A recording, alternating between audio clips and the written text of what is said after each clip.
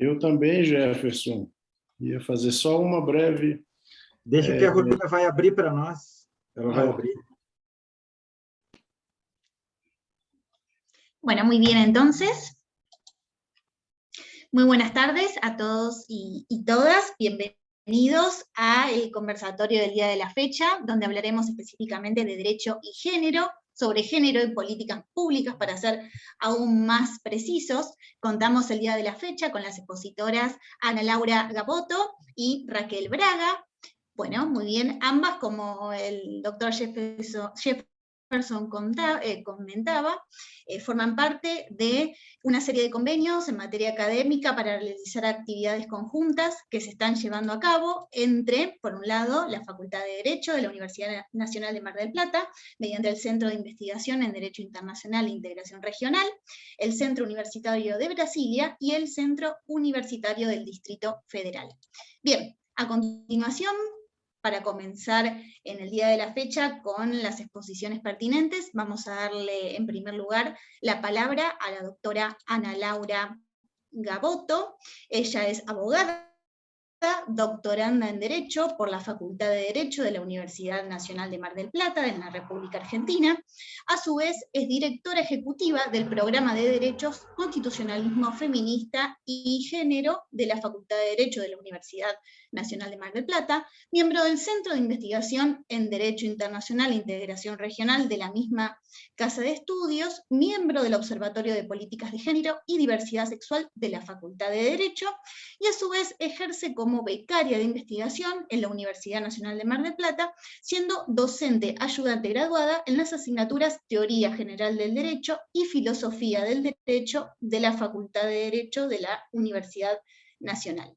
Bienvenida, Ana Laura, te damos la palabra. Bueno, buenas tardes a todos y todas. Antes de comenzar, si les parece bien, voy a compartir pantalla. Entre tanto, aguardamos también a mi par brasilera. Aguárdenme un momentito que comienzo con...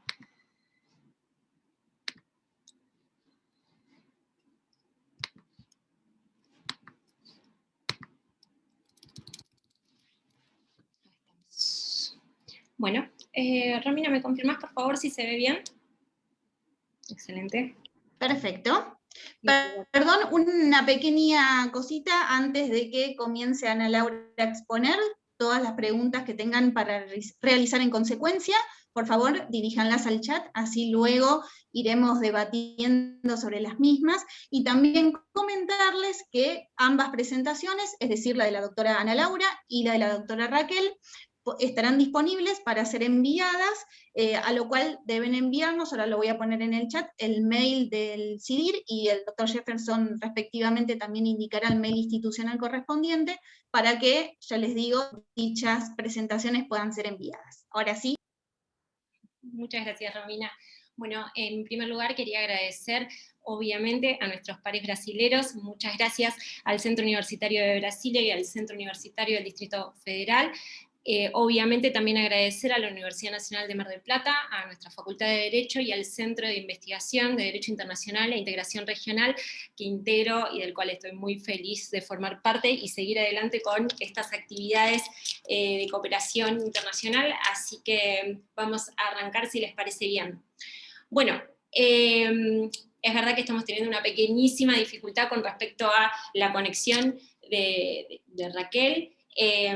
Me hubiese gustado que ella arrancara más que nada por una cuestión de orden, digamos, cronológico de lo que estamos por exponer, pero voy a comenzar con lo que habíamos armado para el día de hoy. Vamos a ver, conmigo por lo menos, vamos a charlar un poquito de lo que se trata y de definir y conceptualizar algunas cuestiones vinculadas a género y derecho, y ver cuál es la situación actual de las políticas públicas en la República Argentina, para luego sí poder comparar cuál es la situación de las políticas públicas en Brasil. Quiero adelantarles también que el enfoque que tomamos con Raquel, cada una de nosotras vamos a charlar de estos temas desde la perspectiva o desde el enfoque realizado por un autor en particular. En mi caso, ya van a ver con quién vamos a estar tratando estos temas. ¿Bien? Bueno, para arrancar. En primer lugar, me parecía importante poder definir algunos conceptos a priori y luego sí desmembrar y deconstruir un poquito en conjunto junto a todos ustedes. Para charlar de lo que es sexo-género, tenemos que lograr separar qué es lo que sucede con las cuestiones que vienen desde la biología, desde la naturaleza, y cuáles son las interpretaciones que se realizan de esa realidad que presenta la naturaleza, ¿bien? Ahora, tenemos un primer concepto que tiene que ver con, bueno, cómo definimos los cuerpos que andan dando vueltas por este planeta, y al momento del nacimiento es cuando nosotros interpretamos de cierta manera qué es lo que nos trae ese cuerpo humano. Entonces, para poder definir el sexo de los cuerpos, utilizamos distintas características fenotípicas y genotípicas. A grandes rasgos, para que esto se pueda comprender, cuando estamos hablando del fenotipo, estamos hablando de, bueno, qué es lo que sucede con los órganos sexuales de las personas al momento del nacimiento, ¿bien? Si nosotros encontramos en ese cuerpo determinadas características que se corresponden a una de las clasificaciones que vamos a ver ahora, ese sujeto quedará encasillado en dicha clasificación. ¿De qué clasificaciones estamos hablando y qué es lo que nos trajo la historia y toda una estructura sistémica? Bueno, básicamente la definición del sexo está dada por cuestiones dicotómicas y se clasifica los cuerpos en hombre o mujer. ¿Bien? Entonces, va a depender de si ese cuerpo trae un pene, si ese cuerpo trae una vagina, si ese cuerpo tiene testículos, si ese cuerpo tiene ovarios. Ok, ¿qué es lo que sucede al momento del nacimiento? Y es ahí donde se clasifica y se asigna un sexo, ¿sí? Ahora, vamos a ver más adelante en la exposición del día de hoy que, desde ya, les digo, es poquísimo tiempo el que tenemos e invito a todos los participantes a que podamos seguir en sintonía y en contacto para poder seguir debatiendo sobre estos temas. Pero bueno, lo primero que tenemos que decir es que, ok, esta es la primera clasificación que se realiza del cuerpo humano y se define si esa persona es hombre o mujer, de manera dicotómica. Bueno, lo que vamos a ver a continuación es que hay autores que cuestionan inclusive esta primera clasificación y cuestionan de que esto no es desde la biología y no es desde la naturaleza, sino que ya está atravesada por una primera interpretación, ¿sí? Pero lo importante es saber que se clasifica sexualmente los cuerpos en hombre o mujer. Y la pregunta que nos vamos a hacer es, ¿qué sucede cuando un cuerpo presenta rasgos, tanto de lo que se considera como hombre o que forma parte del hombre, y a la vez presenta rasgos de lo que se considera o forma parte de lo que es una mujer? Lo vamos a ver luego. Ahora, ¿qué es el género? Ya sabemos que es una construcción. En los debates de todos los últimos años hemos logrado acercar ciertas concepciones arcaicas en las que se consideraba el género de otra manera, pero nosotros ya sabemos que es una construcción cultural, sociológica, y que tiene que ver con esta identidad de cómo me autopercibo, cómo me considero o cómo me siento identificado yo, si como una mujer, como un hombre o como cualquier otra clasificación que vamos a ver más adelante. Y por otro lado, está el tema del deseo sexual. Bueno, ok, más allá de cuál es la situación de mis genitales, más allá de cuál es la situación de mi autopercepción, también existe algo que tiene que ver con el deseo sexual, para ver a quién o a qué deseo, ¿sí?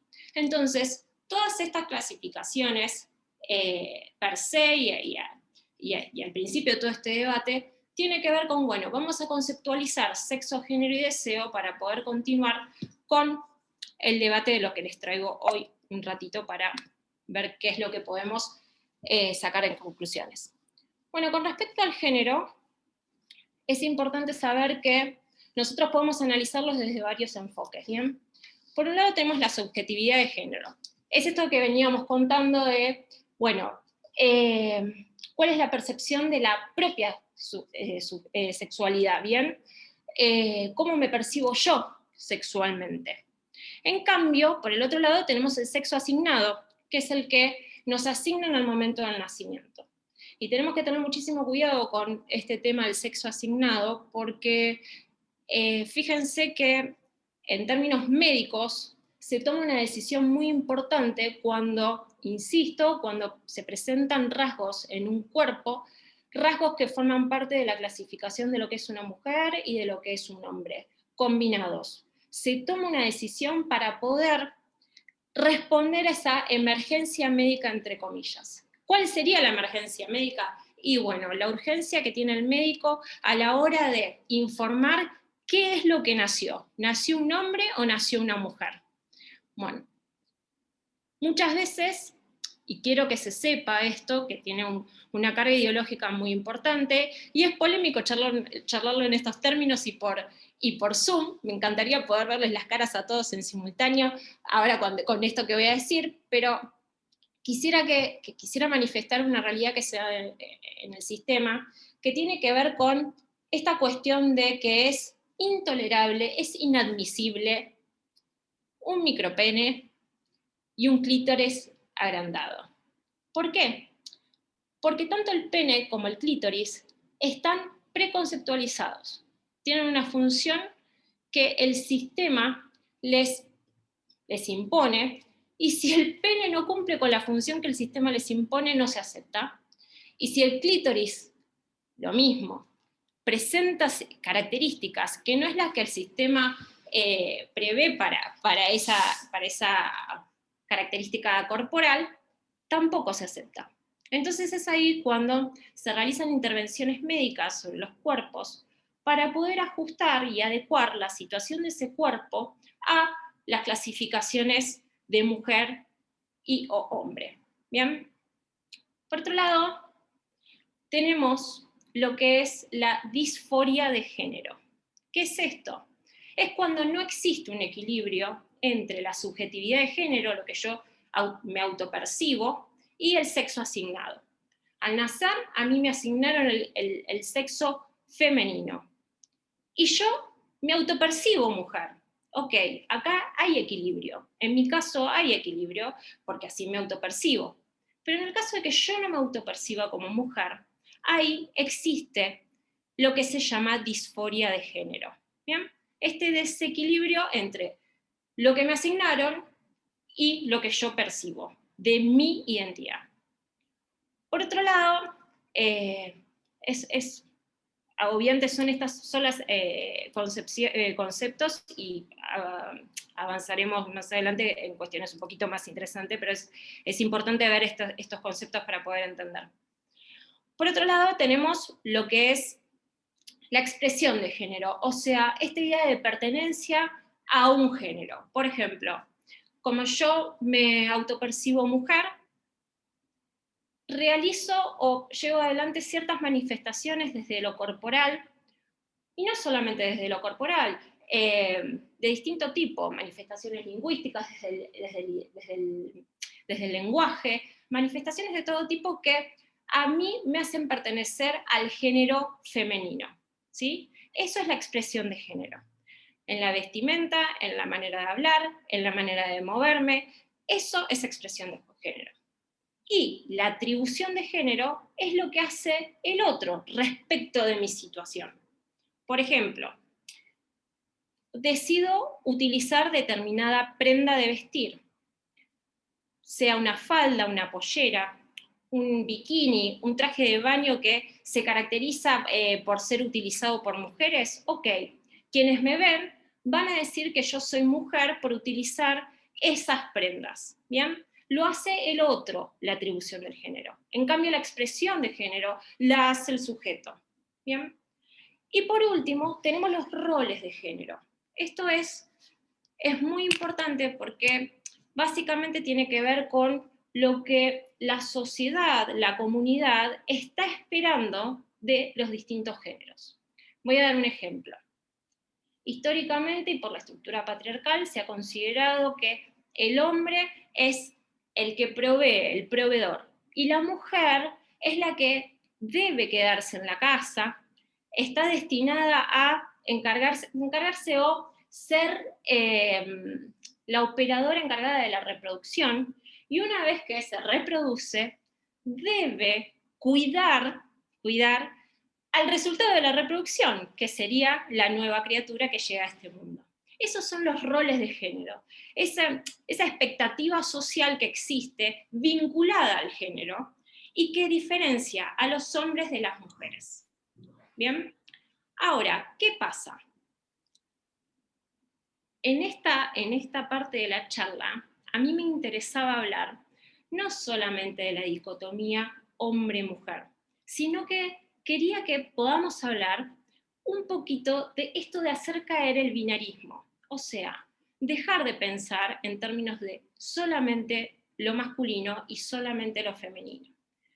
Vamos a ver cómo es que podemos relacionar estos temas con el enfoque presentado por el filósofo Paul B. Preciado. Yo no sé si han tenido la oportunidad de poder leer textos de Paul.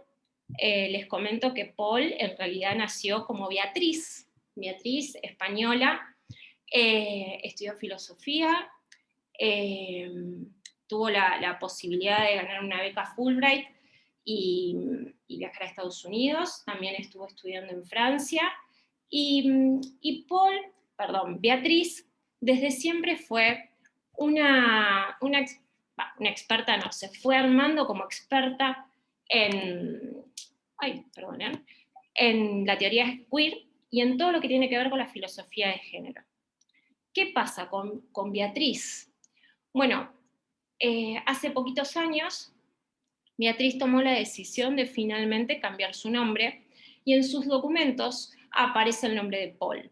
Pero sigue figurando la B de Beatriz, por decisión propia de Paul, para poder dejar esa marca de que Beatriz existió, y la lucha de Beatriz sigue existiendo.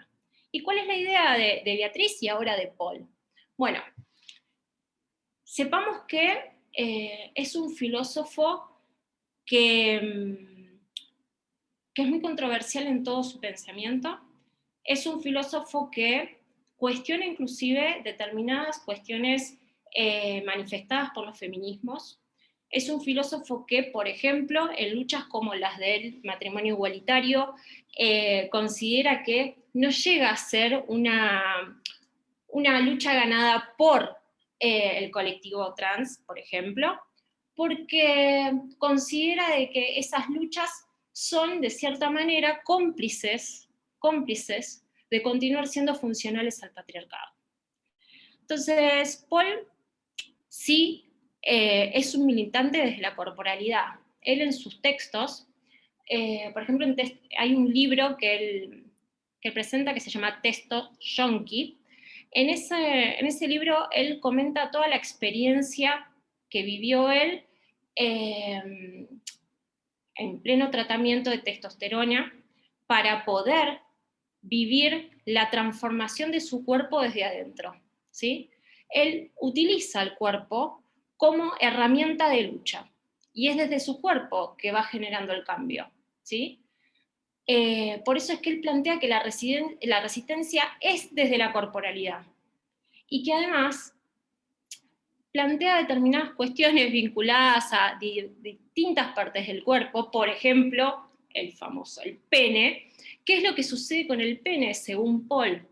Bueno, lo que dice Paul con respecto a determinadas zonas erógenas es que el cuerpo en sí es todo igual, pero que el sistema hace que nosotros consideremos y jerarquicemos determinadas partes del cuerpo, y que por eso selecciona o elige al pene para constituirlo como zona erógena predilecta, y que todo el sistema gira alrededor de lo que sucede con el pene.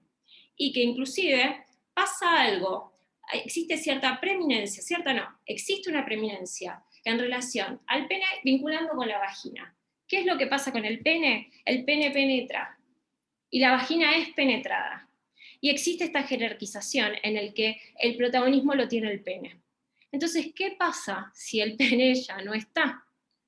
¿Dejamos de ser seres o cuerpos con la capacidad de sentir placer? ¿No puede una vagina por sí sola sentir placer y goce sin la necesidad de tener un pene? Todas estas cosas son las que presenta Paul Preciado y que además insiste, y obviamente que están atravesadas por distintos conceptos descolonialistas, bueno, sí, obviamente con conceptos anticapitalistas, porque detrás de todo esto, aunque, insisto, es difícil y me encantaría poder estar viéndoles las caras a cada uno de ustedes para ver qué es lo que piensan cada vez que yo digo pene o vagina, y cada vez que pensamos en cuál es la situación del pene y de la vagina. Me encantaría poder verlos a todos y solamente veo 4 caras nada más, pero cuando nos corremos de esta situación, cuando nos corremos de el statu quo y empezamos a transformar nuestros cuerpos, nos damos cuenta que quizás este placer y este goce pase por otro lado. Y lo que dice Paul, y que es medio interesante en otro de los libros, que es Un apartamento en Urano, que es importantísimo lo que él cuenta, de cómo fue que a través de este tratamiento de testosterona, lo que fue destruyendo desde su cuerpo son los rasgos de feminidad que el sistema le fue imponiendo. Él nació de determinada manera, y el sistema fue diciendo, esto corresponde a los rasgos de una mujer. Y él, van a ver, él siempre lo dice, y recalca esto, no es hombre, no es mujer, no es heterosexual ni homosexual. Él siempre indica que es un disidente del sistema sexo-género. Él solicita, pide, reclama y lucha para no seguir estando catalogado o dentro de la categoría que presenta el sistema sexo-género. Quiere ser otra cosa, pero esa otra cosa no es que, bueno, como no soy mujer, soy hombre. No. Paul plantea de que existen otras categorías. Y también plantea de que, ok, si no soy heterosexual, soy homosexual. No, tampoco eso. Él lo que plantea es que nos corramos del sistema binario, que nos corramos, que existe otra cosa más allá de la clasificación de hombre y de mujer. Ahora sí, con este pequeño approach, vamos a ver un poquitísimo, de qué tenemos nosotros acá en la República Argentina. Increíblemente tenemos, en esto, bastantes cosas, en otras nos faltan un montón, pero acá tenemos un montón de herramientas y de herramientas normativas que hacen de base para distintas políticas públicas vinculadas a género y diversidad.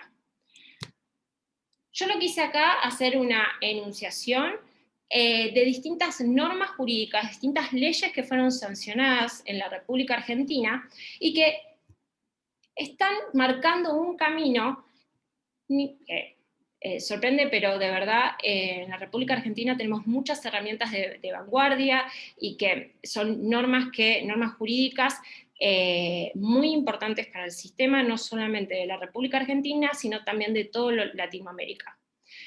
Yo lo primero que quería mencionar es la sanción de la Ley de Educación Sexual Integral. Nosotros en la Argentina le decimos ESI. Esta norma jurídica es importantísima porque recordemos que todas estas cuestiones jerarquizantes y que obviamente que cuando yo marco una jerarquía, por ejemplo, entre los distintos órganos sexuales, lo que estoy haciendo es, por carácter transitivo, marcando también una discriminación. Y todos estos modelos se replican desde la escuela. Por eso es importantísimo tener las herramientas para poder educar a los niños, niñas y adolescentes desde la primaria y secundaria con respecto a los temas vinculados a reproducción, educación sexual, qué es lo que sucede con la genitalidad, cómo es que podemos tener distintas prácticas seguras de reproducción sexual y también de goce y placer de nuestros cuerpos. Bueno, ok, a partir del año 2006 contamos con esta ley que es sumamente interesante y que ahora en un minuto vamos a ver qué es lo que está pasando con ella. Por otro lado tenemos la ley que es tan debatida no solamente por Paul B. Preciado, sino también por autoras como Diana Maffia, que se cuestiona esto como triunfo de del colectivo LGTBIQ, vinculada al matrimonio igualitario, sin lugar a dudas es una lucha ganada, pero detrás tenemos algunas cuestiones conceptuales que quizás pueden hacer ruido vinculadas a la cuestión sistemática, ¿bien?, de la idea de matrimonio. Ahora sí, con respecto, en el año 2012 se sanciona una ley importantísima, que es la Ley de Identidad de Género. Esta ley lo que permite es que las personas puedan tener en sus documentos de identidad y en sus pasaportes, puedan plasmar allí cuál es la autopercepción que tienen del género, más allá de cuál fue el sexo asignado en el momento del nacimiento. Esto fue importantísimo porque, sin lugar a dudas, lo que permite es el desarrollo de la propia autopercepción de manera plena, porque más allá de que yo pueda autopercibirme de determinada manera, si eso ni siquiera lo puedo plasmar en mis documentos de identidad, se dificulta muchísimo el uso y goce de ese derecho, ¿bien? Entonces, a partir de la Ley de Identidad de Género es que logramos un grandioso avance en materia de diversidad dentro de la República Argentina. Bueno, yo mencioné esta siguiente ley porque está vinculada a la que sigue también. En 2012 también, en el mes de noviembre, se dictó una ley por la cual se agravaron los delitos de homicidio por razones de género. Es allí donde se incorporó la figura de femicidio, y a su vez, en uno de los incisos, en el inciso cuarto del artículo 80, se incorporó los homicidios, la figura agravada de homicidio por razones de odio vinculadas a la identidad de género. Es ahí donde ingresan los transvesticidios y transfemicidios.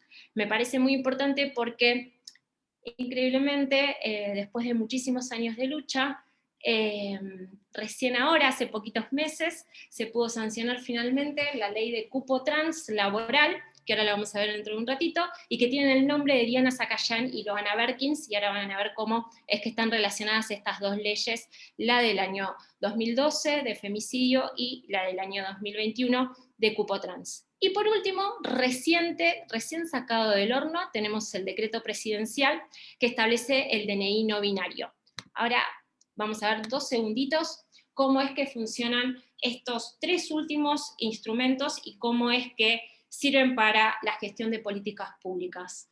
Hace poquito tiempo, fue para fines de 2019, que se creó el Ministerio de las Mujeres y Diversidades.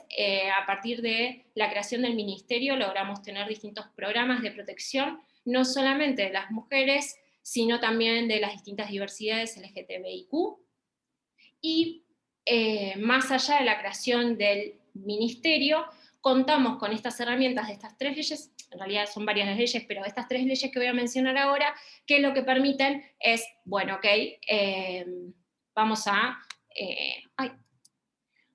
vamos a poder llevar adelante todo lo que la ley de fondo establece de manera formal. Bueno, en primer término, la Ley de Identidad de Género, como les comentaba, tiene que ver con el reconocimiento de la identidad que el sujeto autopercibe de sí mismo y que garantiza el pleno goce de la salud despatologizando las identidades trans. ¿Esto con qué está relacionado? Ok, con toda esta cuestión vinculada a la disforia de género. Cada vez que nos encontrábamos con sujetos que no adecuaban su percepción respecto al género vinculado a o relacionado a cuál es o cuál era su sexo asignado, se consideraban enfermos.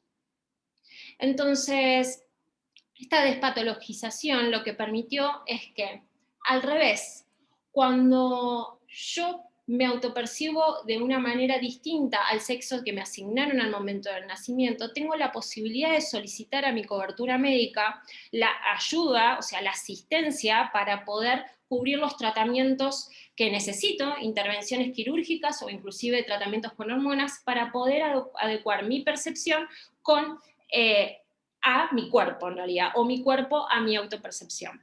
Entonces, es fundamental esta ley, un gran logro del colectivo LGTBIQ. ¿Qué es lo que establece? Bueno, por un lado, la posibilidad de modificar los datos, como les comentaba, en los documentos, ya sea en el documento nacional o en el pasaporte, acceder a los tratamientos hormonales y a las intervenciones quirúrgicas con plena cobertura por parte de nuestra asistencia médica, y obviamente el desarrollo de la personalidad de acuerdo con la identidad elegida de manera plena, porque cuando yo ya tengo el tratamiento, cuando yo ya tengo mis documentos adecuados a cuál es mi autopercepción, logro poder desarrollar de manera plena cuál es mi identidad de género. Así que muy contenta de poder comentarles que contamos con esta norma jurídica. Esta ley de promoción, que se llama de cupo trans, y que tiene el nombre de Diana Zacayán y de Loana Berkins, me interesaba poder mostrarles las caras de dos luchadoras incansables. En el caso de Diana Zacayán, ella fue víctima de transvesticidio. Por eso es que incorporé como instrumento también de gestión de políticas públicas la incorporación de la figura grabada del homicidio en el año 2012. Diana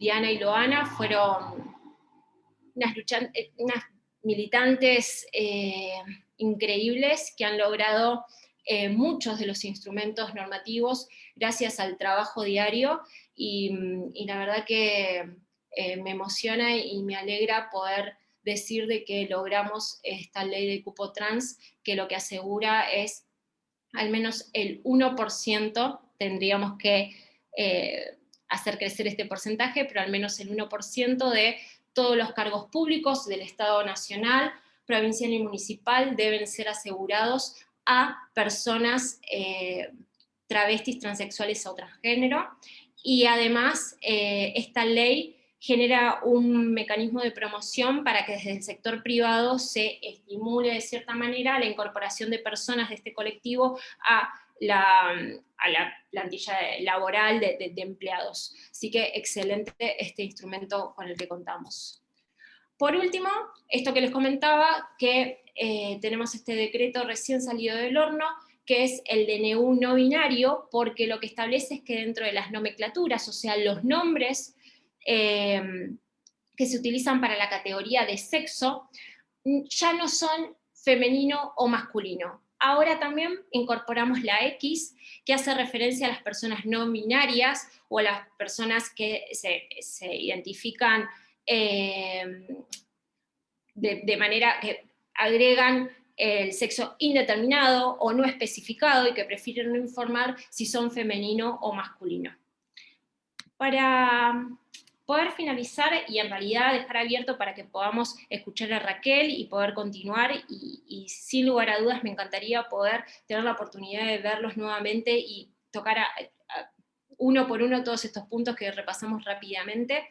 Quería hacer hincapié en esta frase de Paul Preciado, que dice que lo primero que el poder extrae y destruye es nuestra capacidad de desear el cambio, y que cómo nosotros tenemos que estar alerta para seguir trabajando y saber de que las cosas aún pueden estar mejor y que depende de nosotros el trabajo que tenemos que realizar para que el cambio suceda. Bueno, muchísimas gracias y estoy encantadísima de estar acá y con muchas ansias de escuchar a Raquel. Muchas gracias. Bueno, muchísimas gracias. La doctora Ana Laura Gaboto, quien nos ha presentado una temática muy, muy interesante que, más que nada una cuestión transversal a nuestra sociedad hoy en día, así que súper enriquecedora. Y bueno, damos el paso en consecuencia a Raquel Braga con su presentación. Bueno, al respecto vamos a comentar que Raquel es abogada y doctoranda en Derecho en el Centro Universitario de Brasilia, ha realizado una maestría en Derecho Tributario en la Universidad Federal de Río Grande do Sul, a su vez es miembro del Instituto de Estudios Tributarios, miembro de la Red Brasileña de Derecho y Literatura, también de la Comisión Nacional de Mujeres Abogadas, ha sido asesora jurídica del ministro del Tribunal Supremo Federal y resulta también actuar actualmente como, como abogada en los tribunales superiores. Bienvenida, Raquel, te damos lugar a tu presentación. Obrigada, Romina. Boa noite a todos. É uma satisfação enorme estar aqui nesse encontro, essa bela interlocução entre a Universidade Nacional de Mar del Plata, o Centro Universitário de Brasília e a Universidade do Distrito Federal. Então, agradeço aos professores Jefferson Guedes, ao professor Fábio Fagnella e ao professor Tiago Pádua por nos proporcionarem esse encontro de hoje. Uma satisfação estar aqui compartilhando o painel com a professora Ana Laura. Eu queria saber se vocês estão enxergando a minha apresentação do PowerPoint, que eu não vejo. Alguém me confirma? Ah, obrigada. Perfecto, se ve perfecto. Tá. Então, as questões de gênero, elas permeiam culturas e contextos históricos, né, que estruturam a percepção coletiva através de conceitos sobre homem e mulher, e nesses conceitos são atribuídas identidades. A teoria feminista, ela precisou colocar as mulheres dentro de uma identidade única. Para que ela precisou disso? Para poder se articular politicamente e encontrar espaços de voz. Simone de Beauvoir vai nos dizer que não se nasce mulher, torna-se mulher. O que isso quer dizer? Quer dizer que o gênero ele é discursivamente construído. O corpo ele é uma situação que sofre interpretações culturais, né? Há um discurso cultural hegemônico de estrutura binária que marca esses corpos com diferenças biológicas, linguísticas e ou culturais. Esse sujeito atribuído e marcado, ele é construído através de operações políticas de legitimação e de exclusão. E essas operações políticas são naturalizadas por estruturas jurídicas que as fundamentam. O direito ele cria a realidade que ele próprio opera. O jurista português Manuel Espanha vai nos dizer que entidades e figuras como homem e mulher foram criadas, pensadas e sistematizadas política e juridicamente. Vamos pensar no conceito, até pouco tempo, vigente de mulher honesta. O que é mulher honesta? O que significa mulher honesta? Isso certamente é fruto de uma convenção social.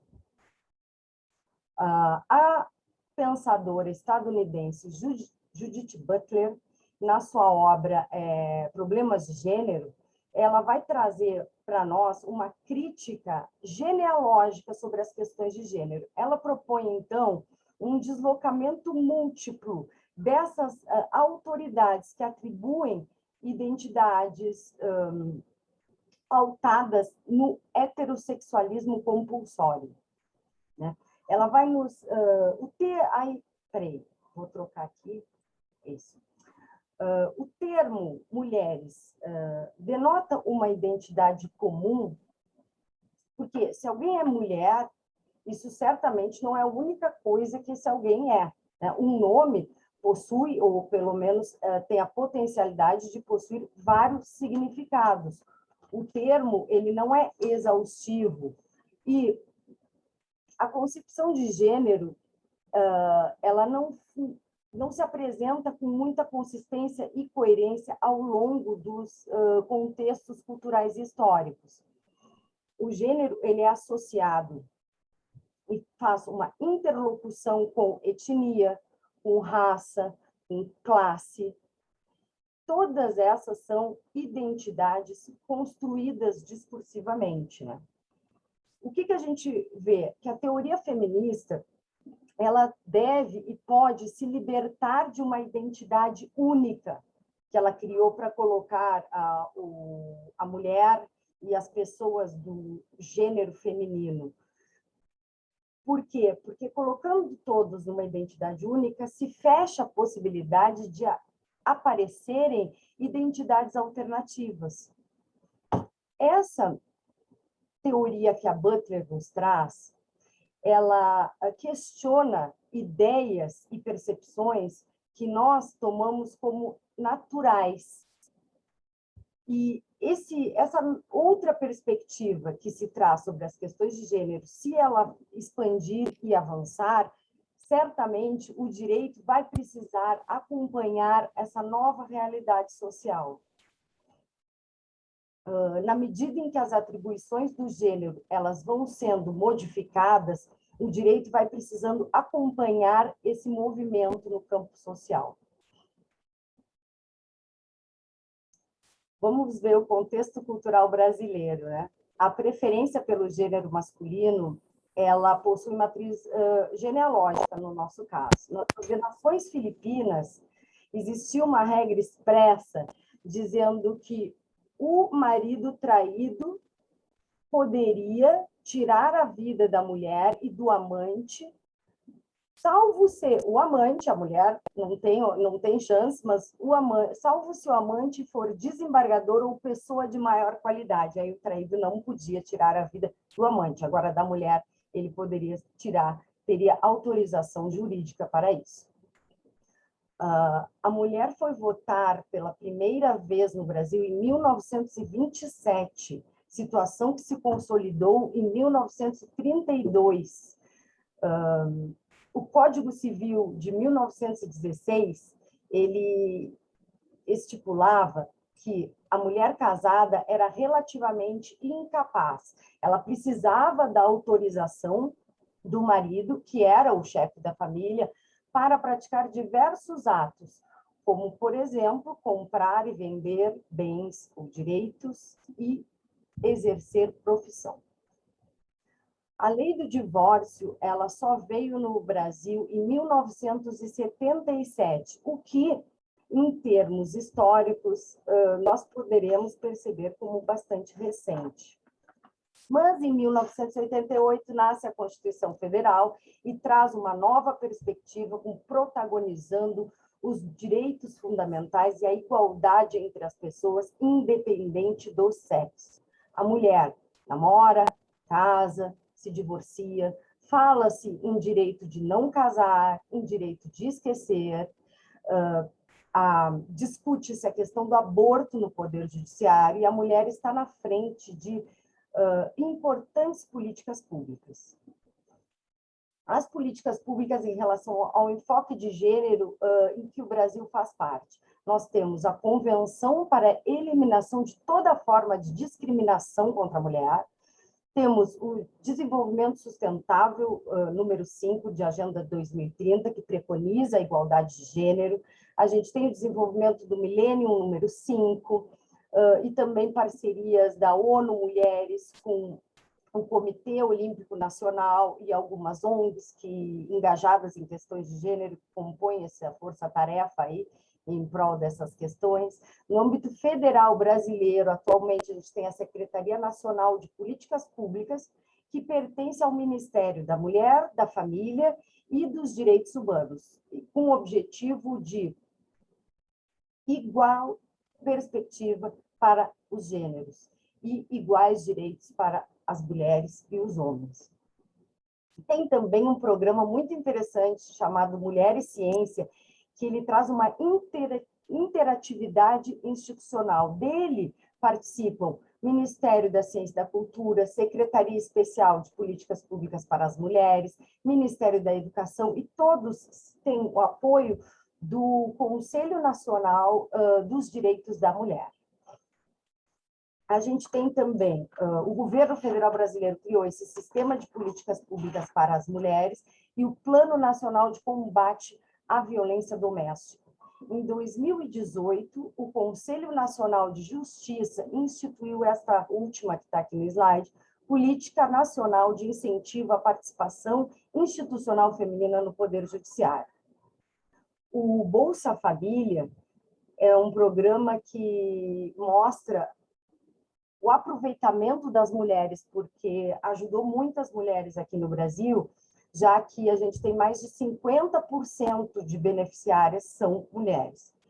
No que se refere ao trabalho, as mulheres mais privilegiadas, tanto no setor público quanto no setor privado, percebe-se que elas enfrentam bastante dificuldade para chegar no topo das carreiras. Quanto à representatividade parlamentar, o Brasil, até ano passado, estava em 54º no ranking, abaixo do Afeganistão. Então, nós temos menos parlamentares mulheres do que o Afeganistão, por exemplo, né? E, assim, essa perspectiva, ela reflete a resistência da cultura brasileira em perceber a mulher igual intelectualmente ao gênero masculino, né? A situação, logicamente, ela se agrava quando nós pensamos na maioria das mulheres brasileiras, que enfrentam dificuldades incontavelmente maiores, né? O que a gente vê? Que o foco das políticas públicas no Brasil giram em torno de trabalho, violência, renda, pobreza, educação e saúde. Não que essas políticas públicas não sejam importantes, lógico que são, mas deve haver uma interatividade institucional. Quanto mais sinérgicas puderem ser as políticas públicas, melhor. Além disso, políticas públicas que percebem a mulher como vulnerável tendem a implantar medidas protetivas e compensatórias. Compensatórias do quê? De uma falha nas relações intersubjetivas. Quando existe isso, a tendência porque isso ele vai atacar o efeito deletério desses problemas de percepção de gêneros sociais, então ataca o fundo do problema. Então, uma vez que essas políticas públicas sejam retiradas do campo social, a tendência de que se volte ao status quo é enorme. Então, tem que se pensar na raiz do problema, né? E a gente verifica, assim, que é muito importante nós reconhecermos que existe ainda muita desigualdade entre os gêneros na cultura brasileira e trazer visibilidade para a vivência das mulheres e das pessoas de gênero não binário, né, que enfrentam dificuldades, e trazer o relato dessas mulheres para a vitrine social, para que a sociedade brasileira fique sabendo o contexto e a vivência do gênero feminino aqui, no nosso país. Então, isso é muito importante. E os esforços de intelectuais como Butler, Paul Preciado, Simone de Beauvoir, Wittig, atacam, são contributivos porque atacam o problema na raiz. Elas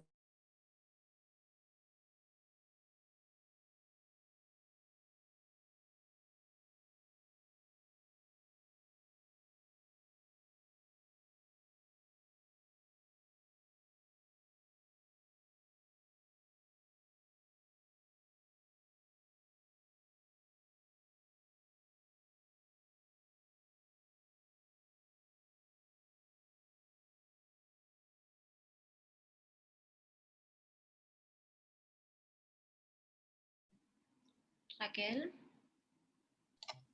¿Nos escuchas, Raquel?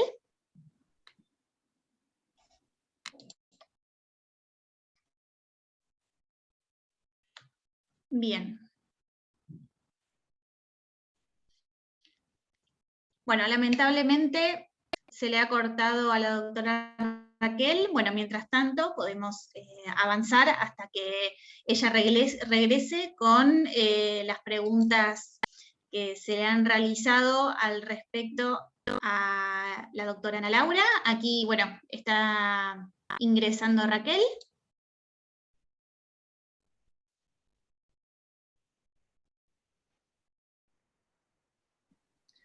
Podríamos abrir para preguntas, si hay un problema.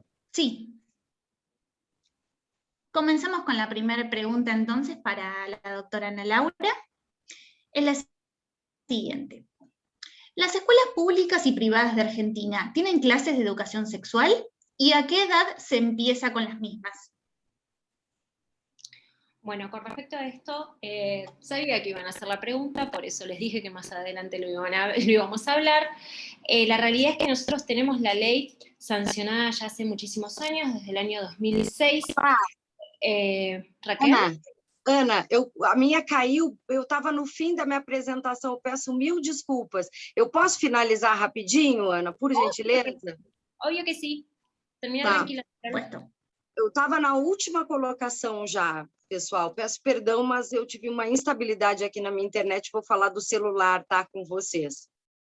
O que a gente estava falando? O gênero feminino, ele atravessou grandes mudanças na história da humanidade, né? Desde de papéis antagônicos, como a santa e a pecadora, a invisibilidade reducionista, em que o gênero feminino estava sempre protagonizando e estava na vitrine, e a mulher era silenciada, até grandes modificações, como foi a do século passado, da emancipação feminina. Que o que aconteceu? Abriu um espaço para as mulheres terem acesso à educação e ao trabalho, que são fatores que impulsionam a independência feminina e colaboram para a construção das habilidades das mulheres, de forma que elas podem ter uma participação ativa na família, nos negócios e na arena pública, nas questões democráticas e no campo social. Muita coisa já mudou, mas muita coisa ainda tem que ser mudada e todo esforço é bem-vindo nessa caminhada. Eu queria fechar com vocês uma reflexão trazida em 1928 pela Virginia Woolf, que eu vou reproduzir aqui na fala, tá? Na minha apresentação. Quando, porém, lemos sobre uma feiticeira atirada às águas, sobre uma mulher possuída por demônios, sobre uma bruxa que vendia ervas, ou até sobre um homem muito notável que tinha mãe, então penso estarmos na trilha de uma romancista perdida, uma poetisa reprimida, de alguma Jane Austen, muda e inglória, alguma Emily Brontë, que fazia saltar os miolos no Pantanal ou careteava pelas estradas, enlouquecida pela tortura que o talento lhe impunha. Muito obrigada. Essa era a minha exposição de hoje. Espero que tenha sido contributiva e aguardo aí ansiosamente as reverberações de tudo isso e aos nossos debates. Muito obrigado, Raquel. Muy interesante tu exposición y enriquecedora, por supuesto, por este espacio. Así que ahora sí, vamos a iniciar la instancia de preguntas. Un poquito ya habíamos comenzado al respecto. Desde ya les recordamos que todas aquellas preguntas de ambas expositoras y que quieran realizar, nos las indican aquí en el chat y iremos en consecuencia, formulándolas. Ana Laura, entonces ella, estaba contándonos un poco acerca de lo que tiene que ver con la educación sexual en el marco de las escuelas, así que te damos nuevamente la palabra. Bien, ahora sí, muchas gracias Raquel, genial, y me había preocupado porque de repente no teníamos el final de la historia, necesitábamos saber el final.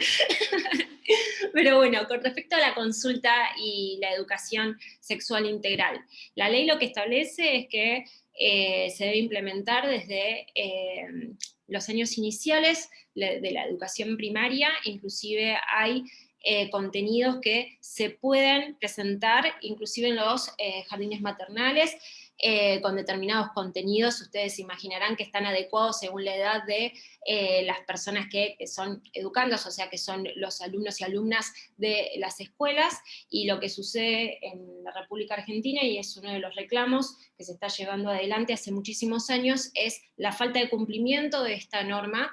De hecho nos estaba pasando con varios de los dispositivos normativos que comenté en el día de hoy, que básicamente lo que nosotros tenemos es la consagración del derecho a nivel formal, obviamente tenemos una formulación normativa, una norma jurídica que consagra el derecho, pero luego en el plano material, el cumplimiento de estas normas se están viendo vulnerados porque, por ejemplo, la ESI está denunciada de no cumplirse. Entonces, bueno, sí estamos esperanzados con esta situación de ahora contar con un ministerio, no solamente el de educación, sino el Ministerio de las Mujeres y Diversidades, que proclama o intenta afianzar todos estos derechos que han sido consagrados en instrumentos y que falta un seguimiento por parte de los organismos de Contralor para asegurar el cumplimiento.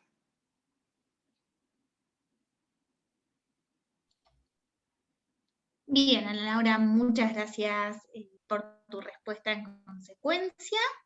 Vamos a continuar con la siguiente pregunta, y que también, bueno, es muy, muy profunda al respecto. Justamente, en este caso, Getel da Silva consulta acerca de la cuestión del aborto en Argentina.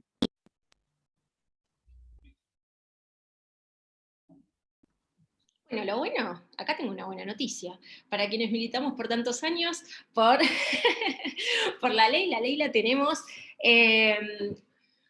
A ver, la promulgación la tenemos desde enero de este año. Estuvimos a fines del año pasado, en contexto de pandemia, festejando en las plazas y en las calles la sanción de la ley.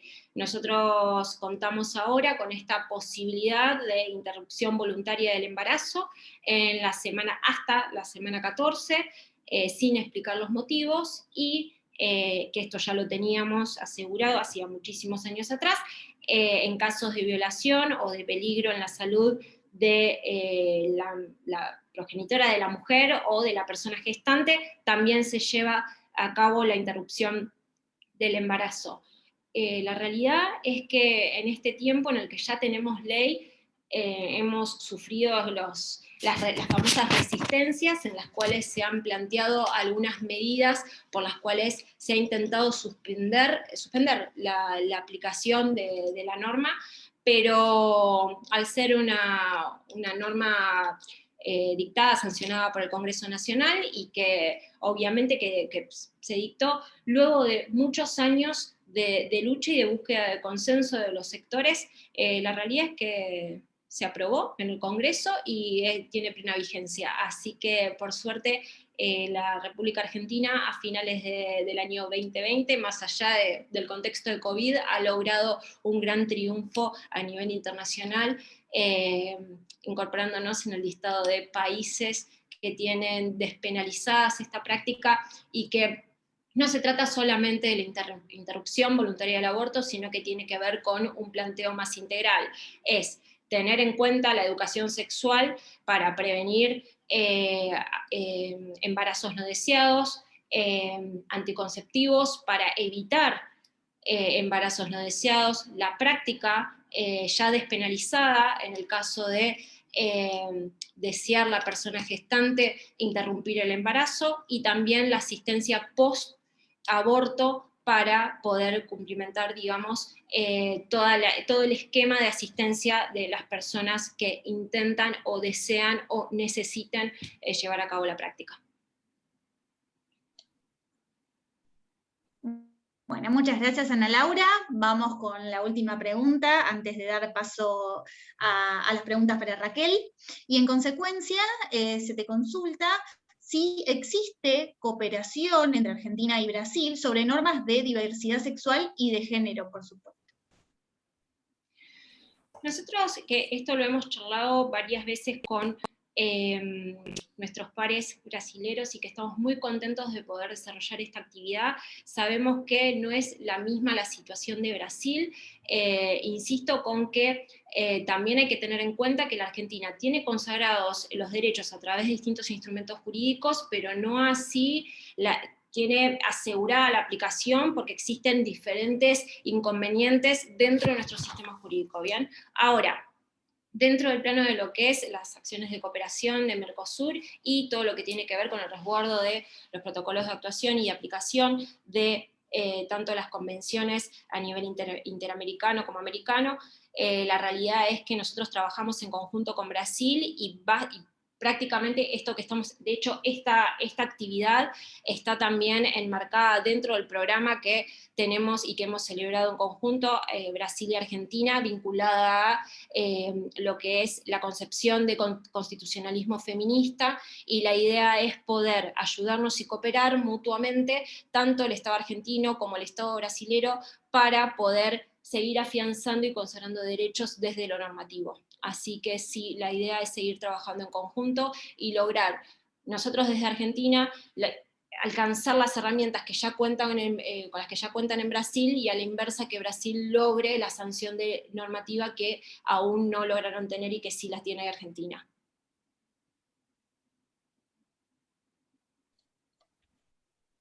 Bueno, Laura, muchísimas gracias. Ahora sí le vamos a dar la palabra en este caso al doctor Jefferson para las preguntas correspondientes a la doctora Raquel Braga. Muchas gracias. Eu agradeço muitíssimo. Eu tinha pedido antes a Romina 2 minutos, então, Raquel, eu passo em breve a ti, e eu acho que o Thiago também queria falar 2 minutos. Apenas dizer que, como primeiro evento, e esse encontro em que a Raquel expõe do lado brasileiro, pelas universidades de Brasília, CEUB e UDF, e a Ana Laura pela Argentina, pela Universidade Nacional de Mar del Plata, eu vejo como um sucesso inicial. Nós tivemos, primeiro, 40, 50, temos 70 telespectadores. Então, para nós é um orgulho participar junto com vocês, Fábio, e todo o grupo da universidade, os alunos de vocês e os nossos também, especialmente da UDF.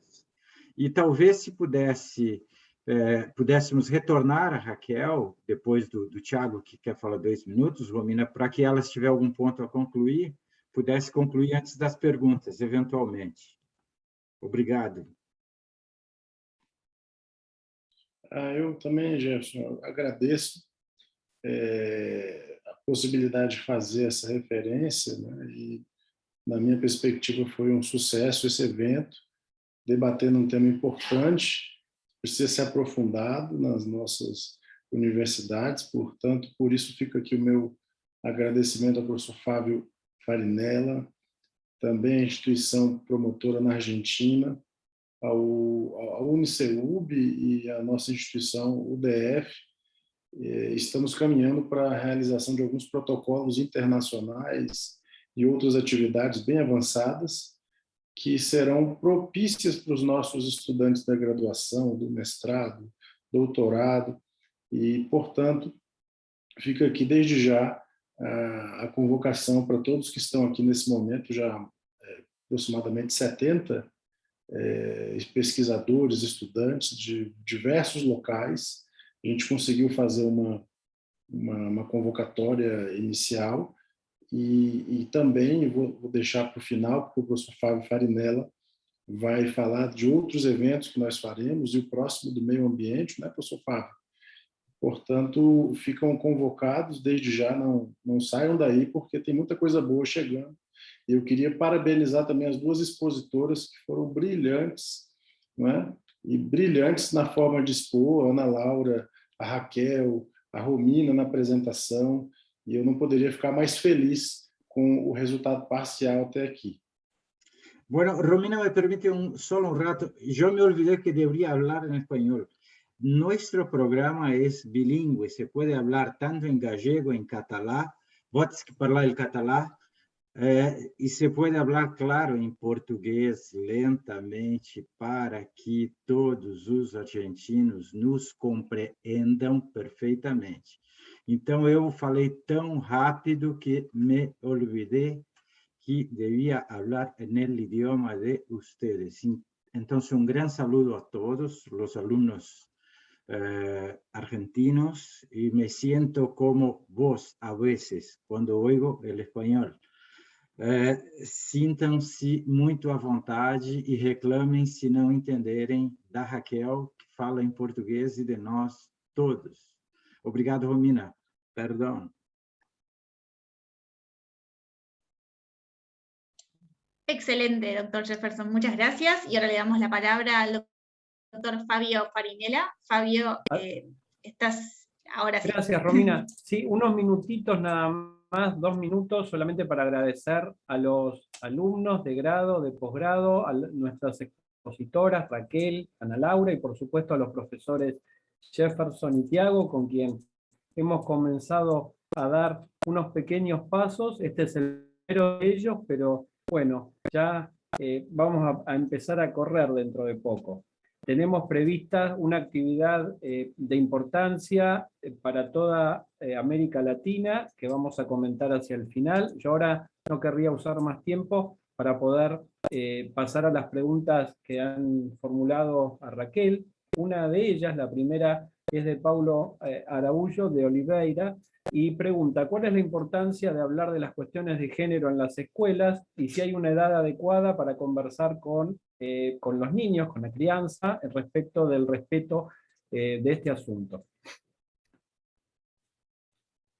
Raquel, no sé si estás leyendo en portugués la pregunta o la formulo. Não sei, quer que eu olhe as perguntas, eu posso olhar.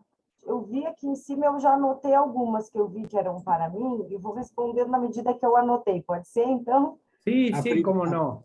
A Adelante. primeira era sobre a idade ideal, se é uma idade ideal para... Essa foi lida pelo Fábio.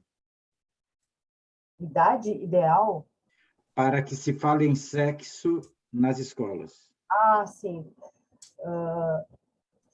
Isso eu acharia melhor perguntar para um sociólogo ou para um antropólogo, né? Não me sinto confortável em opinar uma questão acerca de idade. Sempre um corte temporal muito específico, ele é difícil, né? Porque que idade vai ser? Não, alguma idade vai ter que ser, mas que idade será essa? Teve no Brasil, será que 13 tá bom, 8 tá bom, 5 tá bom? Não sei, né? Acho que as ideias elas têm que ser estudadas previamente em uma interatividade de universos do saber para se chegar a um denominador comum de qual seria uma idade adequada para esse tipo de abordagem, se é que se teria, e implementar gradualmente para ver como é que a sociedade vai respondendo a essas implementações de conscientização. A gente teve no Brasil um kit que foi dado nas escolas, que ficou conhecido como kit anti-homofobia, em que as escolas públicas apresentavam para as crianças um livrinho falando de diversidades sexuais. Acabou tendo uma repercussão na época não favorável, e em 2011 foram tirados esse tipo de material escolar do cenário da educação no Brasil. O MEC, que é o Ministério da Educação, disse naquele momento, em 2011, que a situação não estava definida, e tirou, mas que ia seguir refletindo sobre a melhor forma de implementar isso. Que eu saiba, ainda não foi reintrojetado na sociedade brasileira.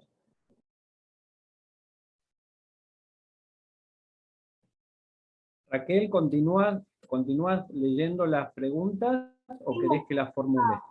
Eu tenho uma pergunta que eu tinha anotado, que alguém foi assim: quais as políticas públicas e que tipo de políticas públicas que a gente perceberia como importantes e necessárias na cultura de cada país, né? Acredito que a Ana Laura já tenha feito a perspectiva da Argentina. O que eu posso falar do Brasil, que eu vejo como saudável e interessante, inclusive produzir um artigo científico sobre isso, é fazer um engajamento sinérgico entre políticas públicas diferentes para tocar mais a sensibilidade do coletivo humano, como, por exemplo, fazer na parte de políticas públicas para a cultura e integrar com as políticas públicas das questões de gênero e aproximar a arte que esteja nas praças públicas, né, que se dê incentivo à produção de arte no Brasil, engajada em questões de gênero. Por quê? Porque a arte, ela toca no material humano que as demais esferas do saber e científicas não tocam. Então, se a gente puder trazer esse ingrediente aqui, que cutuca a sensibilidade coletiva, junto, integrado com outras políticas públicas, eu vejo com extremos bons olhos. Acho que vai nutrir muito assim, a sociedade brasileira. Depois, eu anotei uma outra questão de influência das redes sociais. Alguém perguntou disso também.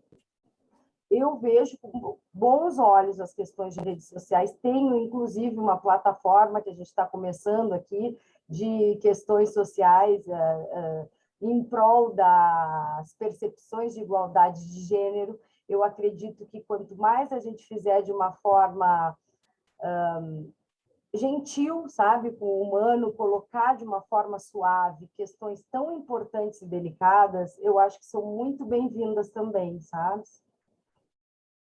E foi isso que eu anotei. Devo estar passando alguma coisa, não sei.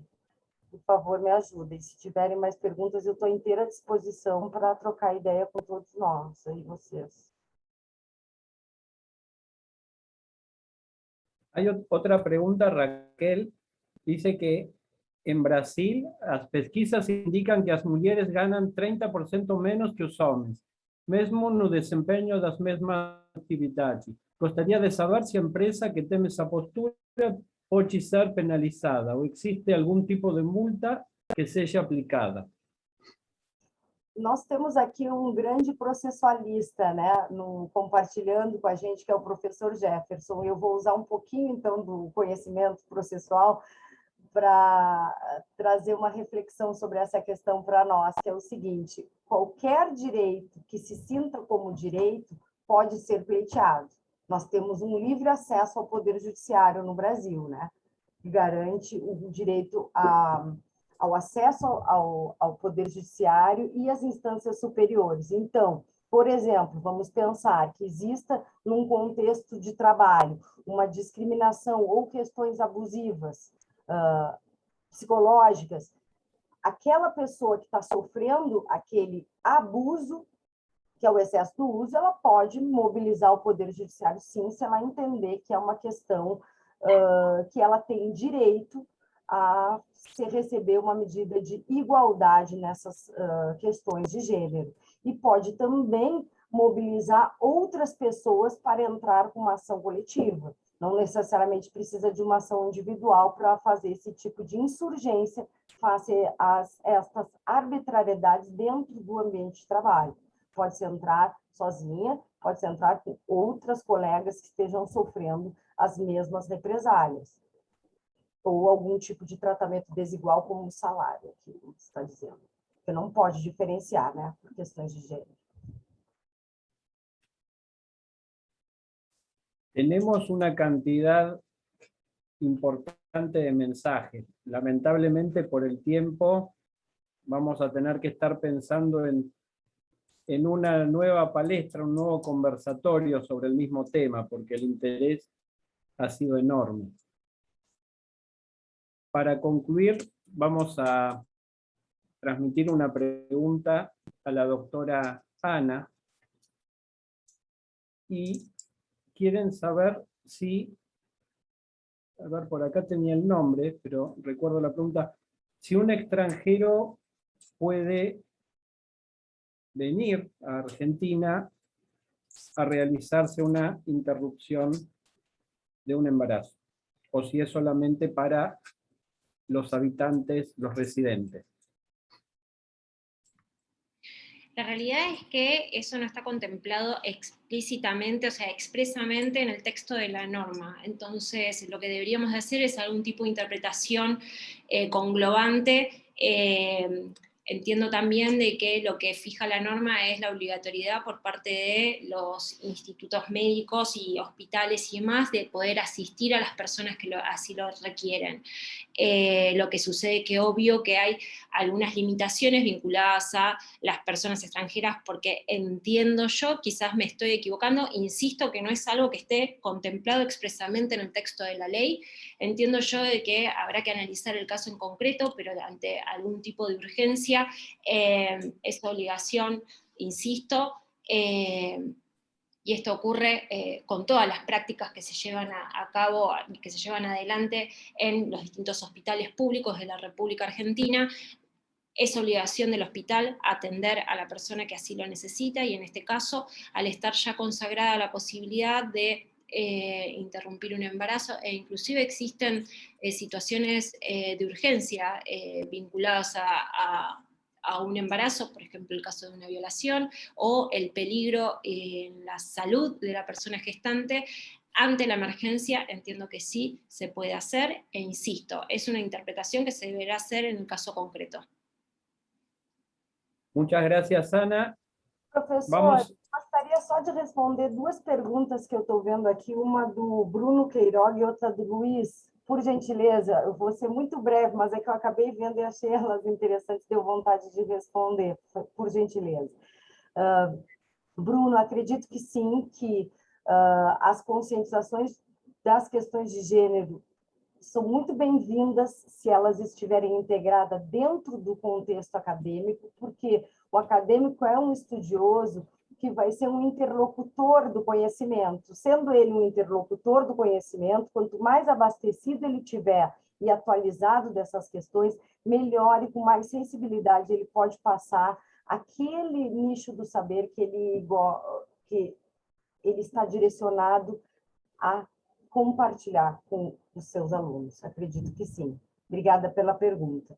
Luiz, dialogam sim, as questões de gênero, elas são feitas através da intersecção com raça, etnia e classe, que também são todas elas formas de identidade construídas discursivamente, assim como a questão do feminino, do masculino. Então, essas questões, elas se imbricam necesariamente.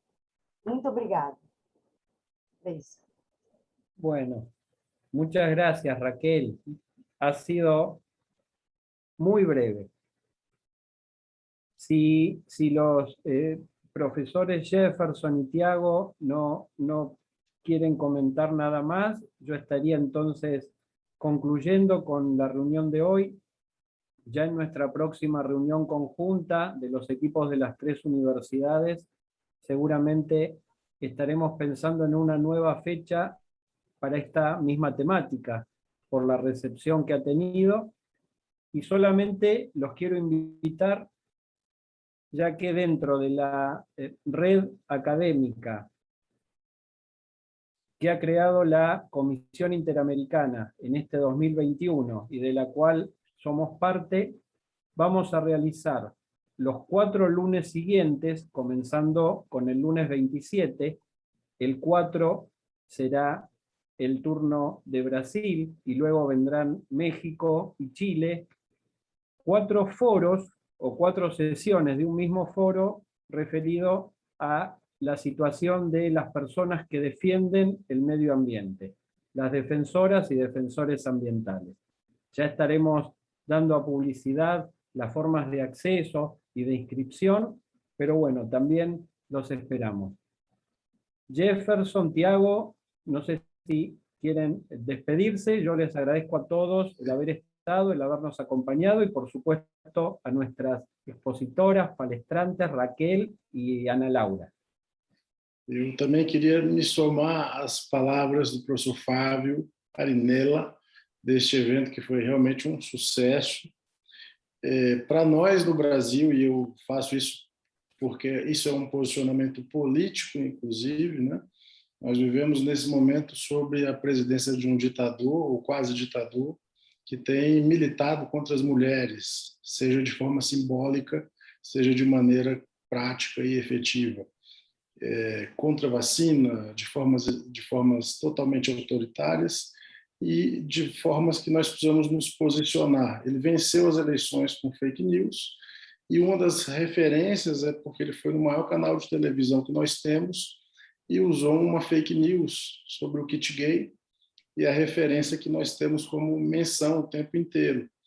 E a referência que foi feita de uma pergunta, só vou me posicionar porque eu acho importante, professor Fábio, de que a idade correta, na minha visão, de educação sexual é desde o momento em que uma criança entra na escola. Se ela entra na escola com 3 anos, ela tem que ter contato. Afinal de contas, ela sofre abusos sexuais desde muito cedo e ela pode sofrer abuso de várias maneiras. E, basicamente, a referência com relação ao próximo tema, se o professor Fábio Farinella me autorizar, eu queria convocar os nossos mestrandos, os nossos doutorandos, os nossos alunos da graduação, para submeterem nos nossos grupos e nas nossas referências possibilidade de reflexão, porque os defensores de direitos humanos têm morrido, têm falecido por defender direitos, e os direitos no meio ambiente são gravíssimos. A Amazônia está sendo dizimada, professor Fábio, e muitos defensores de direitos humanos sendo assassinados ou tendo que mudar de seus locais em razão dessa forma brutal de assassinato. Então, quanto mais pessoas submeterem temas às nossas reflexões, de antemão, eu já agradeço também, e queria só fazer essa observação, mais uma vez agradecendo e parabenizando a todos vocês, o Genial, a Raquel, genial, o Fábio, genial, Ana Laura, Romina, e para mim é uma felicidade genuína, verdadeira, ter podido ouvir e aprender um pouco mais sobre gênero, e, de certa forma, observar como isso vai ser importante para todos nós.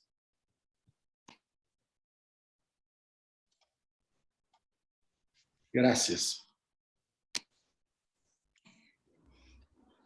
Bueno, muchísimas gracias a todos y todas por participar el día de hoy. Por supuesto los esperamos, como comentó el doctor Fabio, el día lunes 27 a las 17 horas, donde tendremos la primera jornada de nuestro foro, ¿sí?, en relación a defensores y defensoras en carácter medioambiental.